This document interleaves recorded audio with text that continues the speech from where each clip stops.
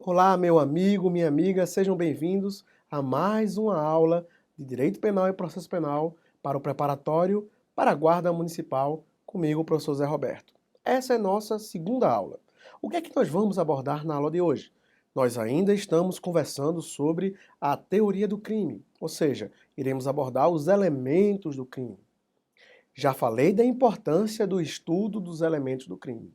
Hoje começaremos falando sobre a ideia de dolo e culpa, sempre recorrente nos concursos públicos. Diferenciar quando um crime é doloso de um crime culposo é crucial para você que está tentando um concurso público. Vamos lá, vamos para o nosso slide. Ora, o tipo penal doloso e culposo já é necessariamente descrito pelo texto do legislador, mas o artigo 18, ainda assim, tenta enfaticamente apresentar essas duas figuras. Diz o artigo 18, crime doloso. Doloso quando o agente quis o resultado ou assumiu o risco de produzi-lo. Observe que a palavra-chave seria quis. O agente quis o resultado. A ideia da vontade, meu amigo e minha amiga. A vontade é crucial. Dois são os parâmetros para saber se existe crime: vontade e ação. O agente quis o resultado. Ou, olha aí, assumiu o risco de produzi-lo. Ou querer ou assumir. Já a definição de crime culposo não é uma definição extremamente clara. Na verdade, ele só mostra os tipos de crime culposos que temos. Culposo, quando o agente deu causa ao resultado 1, por imprudência, 2, negligência, ou 3, imperícia. Primeiramente, eu quero dizer a vocês que se o texto da lei não disser se o crime é culposo ou se o crime é doloso, ele é doloso. O parágrafo único diz: salvo os casos expressos em lei, ninguém pode ser punido por fato previsto como crime, senão quando o pratica dolosamente. Vai aí minha primeira observação. Quando o texto da lei não deixar claro, só existe a conduta dolosa. Quando o texto da lei expressamente afirmar, haverá o crime culposo. Então, o crime culposo, ele é previsto em lei. Ele tem que ser previsto em lei. E tem que ser expressamente previsto em lei. Vamos conversar sobre isso? Meu amigo, minha amiga, pensemos no crime doloso. Ele nasce da vontade do agente. O agente quer o resultado. Ele vai tentar obter o resultado. Por isso que nós falamos que o delito doloso nasce da vontade do agente. Ou, pelo menos, na ideia de assumir o risco do resultado. Já o crime culposo, não. O crime culposo não necessariamente vem da vontade do agente em um resultado, ou muito menos em assumir um risco. Pelo contrário, o crime chamado de culposo, ele nasce de 3 elementos básicos, ou de 3 formas básicas, que assim fica melhor. Primeiro, a imprudência. Ora, o imprudente, o próprio termo já diz, é aquele agente que age sem pensar, age de forma muito rápida, sem o devido cuidado. É o agente que tenta atravessar o sinal amarelo. Vamos, vai que dá, e tenta atravessar o sinal amarelo, provocando um risco de um resultado danoso. Já a negligência já está na esfera da omissão. É o agente que não toma o devido cuidado. Sempre lembramos da negligência quando falamos do erro médico. Mas o principal está na imperícia. O terceiro modo de aparecer a conduta culposa está diretamente ligado à ideia de conhecimento ou ofício. É o indivíduo que, nem tendo conhecimento, nem tendo ofício, nem conhecendo como se pratica o ato, tenta agir. Por exemplo, imaginemos um indivíduo que fabrica objetos de vidro. De repente, o seu aprendiz, que não sabe manipular vidro, tenta manipular o vidro, causando um acidente e uma queimadura em terceiro. Estamos diante, necessariamente, de um crime culposo por imperícia. Mas prestem atenção.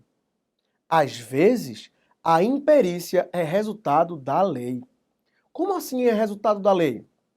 Às vezes, a imperícia ocorre quando o agente não tem os requisitos legais para isso.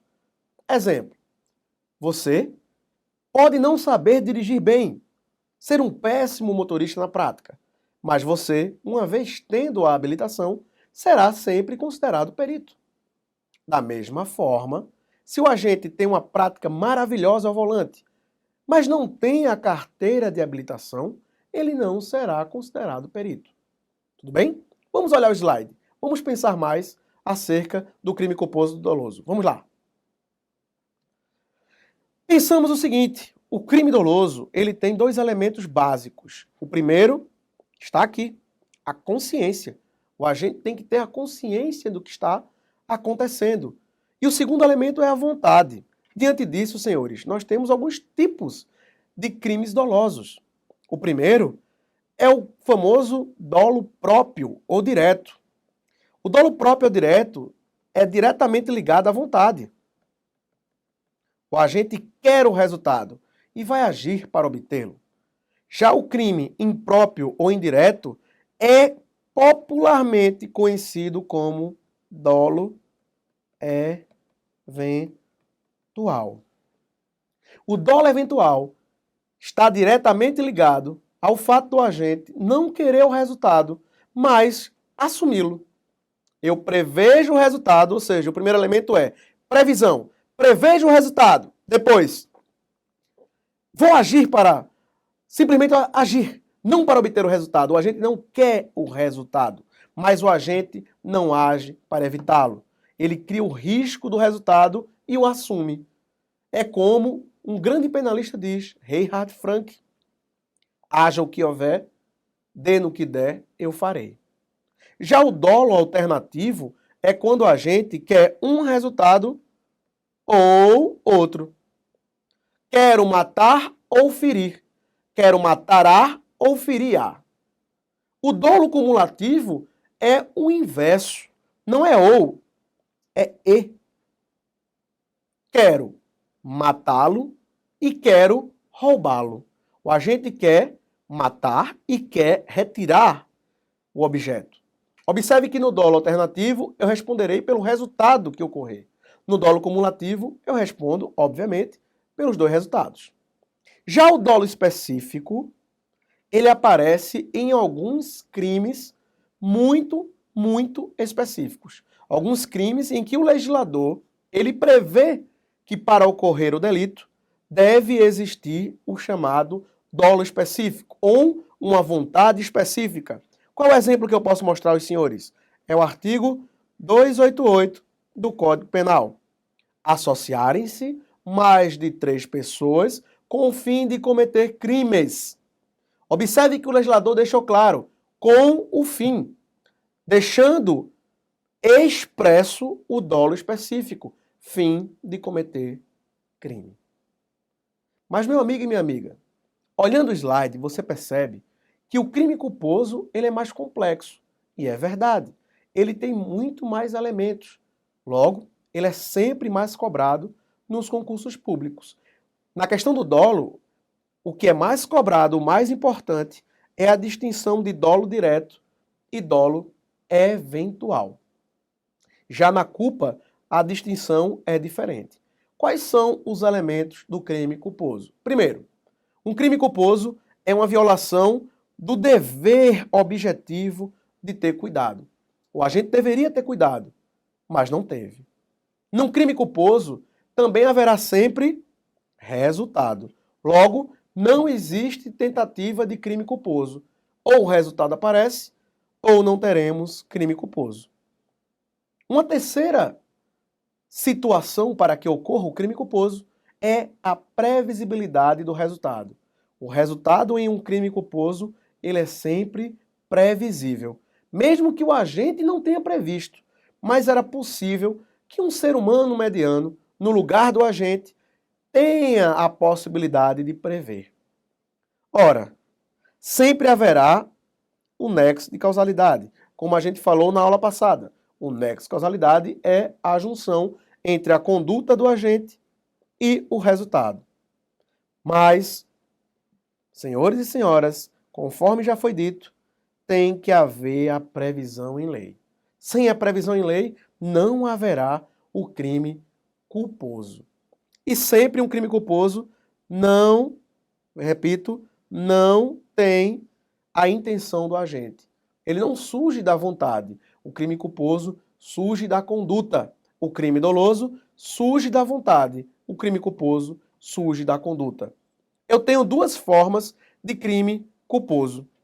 A culpa inconsciente, onde o agente não tem a previsão do resultado. Ele age sem pensar.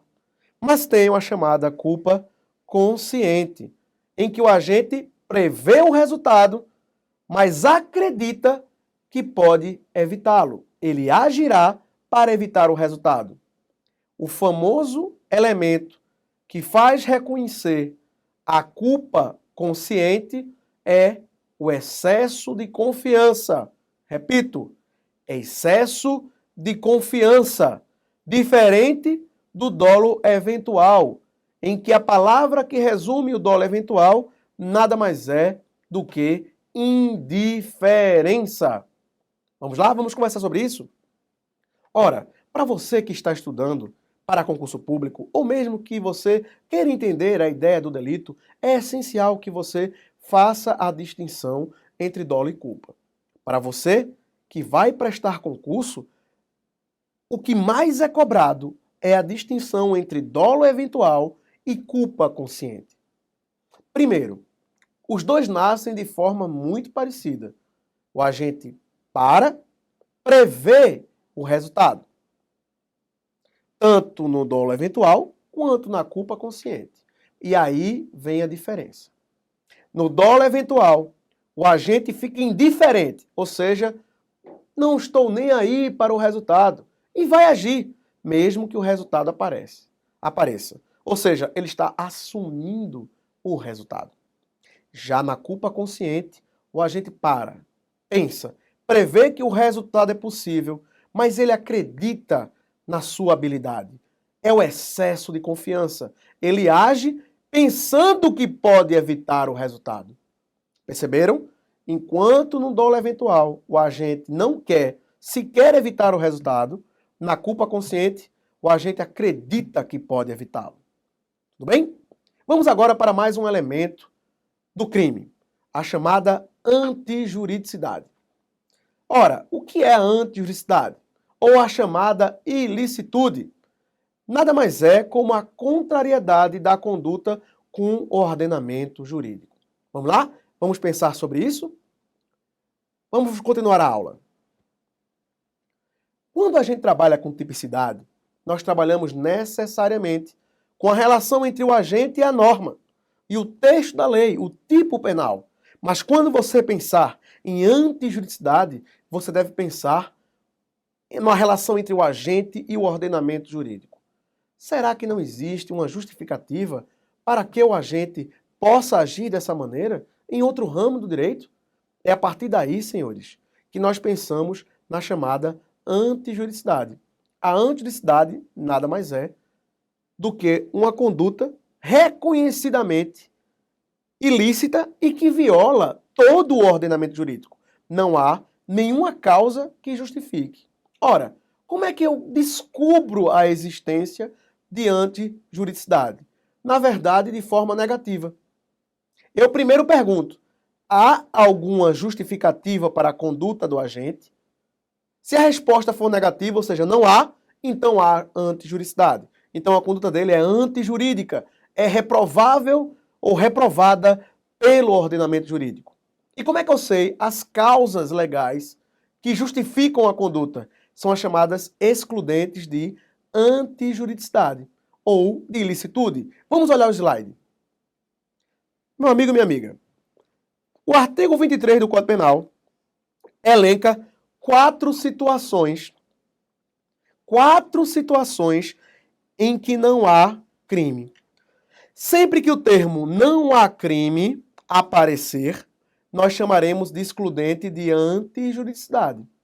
Quando o termo não há pena aparecer, chamaremos de excludentes de culpabilidade. Quais são as situações? Primeiro, o chamado estado de necessidade. Segundo, a chamada legítima defesa. Terceiro, o estrito cumprimento do dever legal. E, por fim, o chamado exercício regular de direito.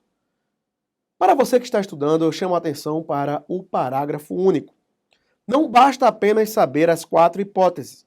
É necessário também saber que o agente que em qualquer das hipóteses, quer seja em estado de necessidade, legítima defesa, estrito cumprimento do dever legal ou exercício regular de direito, quando ele se excede, ou seja, quando há excesso, ele responderá por dolo, se o excesso é doloso, ou por culpa, se o excesso é culposo. Prestem bastante atenção a isso. Vamos refletir um pouquinho sobre isso. Vamos voltar e continuar a aula. Ora, quando você estuda o artigo 23, você vê quatro hipóteses bem interessantes sobre as excludentes de antijuridicidade. Estudando essas hipóteses, vocês vão perceber que todas as hipóteses previstas em lei afastam a existência da antijuridicidade. Por quê? Porque justificam a conduta do agente. Mas observe que o nosso legislador dá requisitos muito formais para a existência de grande parte das excludentes de antijuridicidade. Pensemos agora na primeira delas, o estado de necessidade. O estado de necessidade, ele é previsto no artigo 24 do Código Penal. Vamos olhar o slide, vamos pensar e refletir um pouquinho sobre isso. Ora, diz o legislador, considera-se em estado de necessidade quem pratica o fato, ou seja, a ação ou omissão, para salvar de perigo atual. O perigo tem que ser atual, tem que estar acontecendo agora, ou ser iminente. Não é algo esperado, é algo que está acontecendo, não provocado pelo agente, ou seja, o agente não provocou, nem podia de outro modo evitar. Ora, se o agente previu que era possível evitar, se ele poderia evitar e não fez, não pode alegar estado de necessidade. Se você, meu amigo, minha amiga, vai fazer uma atividade extremamente perigosa, que você sabe previamente que é perigosa, não poderá alegar o estado de necessidade. Sem ausência desse elemento, com ausência, perdoe, desse elemento, não pode haver o estado de necessidade. Outra questão, o direito pode ser próprio ou alheio. Você pode estar protegendo você mesmo ou protegendo o direito de terceiro. É o caso de alguém doente. Ora, A encontra B muito doente, em uma situação muito precária, e pede a C que este lhe empreste o carro. C nega. Não vou emprestar meu carro. Observe que ele está sangrando, ele vai melar meu carro. Então A empurra, né, o C para pegar-lhe o carro e salvar B. Estamos diante do chamado estado de necessidade de terceiro. Mas o principal do estado de necessidade está no sacrifício. Sempre que você pensar no estado de necessidade, pense no sacrifício do quê? Do bem jurídico. Como assim? O direito que eu estou protegendo é superior ao direito que está sendo violado. No caso que eu falei ainda há pouco, observem que a vida é muito mais importante do que um bem. Desse modo, o sacrifício da vida não é razoável frente à ideia da proteção da propriedade. Vou aí deixar registrado uma observação. Às vezes, meu amigo e minha amiga, quando esse sacrifício Mesmo não sendo razoável, ocorre, estamos diante de um estado de necessidade diferente, o chamado estado de necessidade exculpante. Lembre-se bem, sempre que o termo exculpante aparecer, estamos diante de um excludente de culpa, ou seja, culpabilidade. Quando o sacrifício ele não é razoável, mas ainda assim protege-se um bem jurídico menor frente a um bem jurídico maior, é possível o estado de necessidade exculpante. Tudo bem? Mas veja, o parágrafo 1º também deixa claro, a questão da obrigação de enfrentar o perigo. Não pode alegar estado de necessidade, olha aí o garantidor, quem tinha o dever legal de enfrentar o perigo. Tem uma exceção à regra, apenas uma, para o parágrafo 1º. Qual é, Zé Roberto? O risco de vida. O Estado brasileiro jamais obrigará você a arriscar a sua vida. Você tem a obrigação, enquanto funcionário, enquanto agente público, de enfrentar o perigo, desde que isso não seja algo que lhe provoque um risco de vida. Se você analisar e perceber que há um sério risco à sua vida, você pode evitar de enfrentar o perigo. O parágrafo 2º já diz, embora seja razoável exigir-se o sacrifício de direito ameaçado, a pena poderá ser reduzida de 1 a 2/3. Como assim? É a situação em que, senhores, o sacrifício não era razoável. Você pode, inclusive, não só isentar o delito, excluindo a culpabilidade, como diminuir a pena. Tudo bem? Vamos pensar agora no próximo. Vamos continuar olhando os slides. Vamos pensar na legítima defesa. A legítima defesa é sempre a questão mais complexa da teoria do delito. Entende-se em legítima defesa quem? Primeiro requisito. Usando moderadamente dos meios necessários, repele injusta agressão, atual ou iminente, a direito seu ou de outrem. Ora, vamos devagar. Quando nós estamos trabalhando com a legítima defesa, meu amigo e minha amiga, nós devemos pensar que o agente, ele só tem a intenção de se defender. O animus defendendi, ele só tem a intenção de se defender. Para isso, ele escolhe um meio para a defesa. Ele só quer fazer cessar a agressão. Esse meio é o meio necessário para se defender. Mas não basta só a escolha do meio. É necessário que eu use esse meio de forma moderada. O agente escolhe o meio e usa moderadamente o meio para evitar a agressão. E qual a diferença, então, de perigo e agressão? Como diferenciar a legítima defesa do estado de necessidade? Observe, perigo não é algo provocado diretamente contra alguém. É uma situação, é um contexto. Já a injusta agressão, ela é resultado da vontade e a consciência de alguém. A vontade e a consciência de alguém. Ora, então a agressão, ela vem de um ser humano. De um ser humano.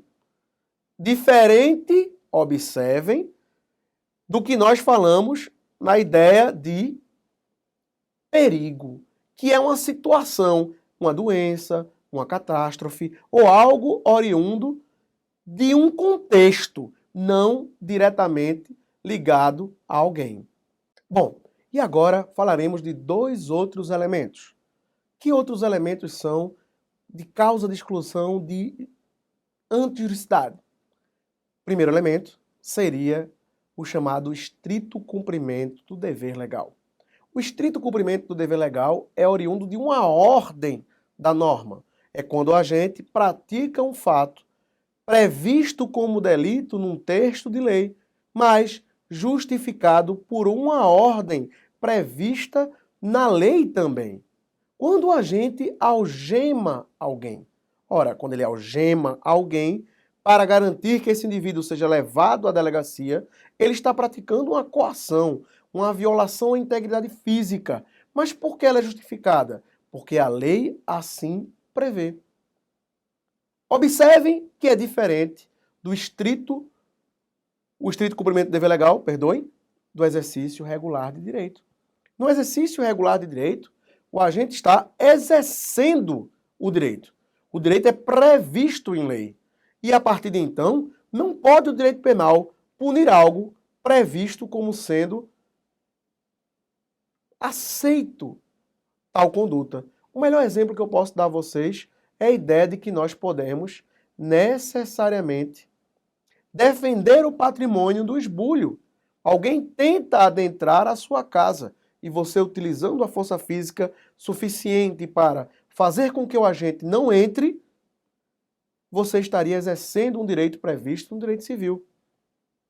De tal modo, você não pode ser processado pela lesão corporal. Mas o melhor exemplo que eu posso dar do exercício regular de direito seriam os ofendículos, o material que você utiliza para proteger o seu patrimônio. Um grande exemplo de tudo é a cerca elétrica. Por que você pode usar a cerca elétrica? Você pode usar a cerca elétrica porque você, ao usar a cerca elétrica, deve utilizá-lo exatamente como a lei prevê, com as normas em que a lei permite o uso da cerca elétrica. A altura, a variação da corrente, a corrente ser não contínua, permite que você proteja o seu patrimônio, o chamado ofendículo. Ou mesmo aqueles pregos que você coloca em cima do muro para evitar que alguém adentre ao seu patrimônio. Isso só é usado dentro do limite da lei. Qual é a diferença entre o estrito cumprimento do dever legal e o exercício regular de direito? Muito fácil. No estrito cumprimento do dever legal, eu necessariamente estou cumprindo uma ordem legal. Ou seja, é uma obrigação, não há uma faculdade. Já no exercício regular de direito, eu estou exercendo o meu direito. É uma faculdade. Eu posso exercer ou não. No estrito cumprimento do dever legal, há uma ordem legal.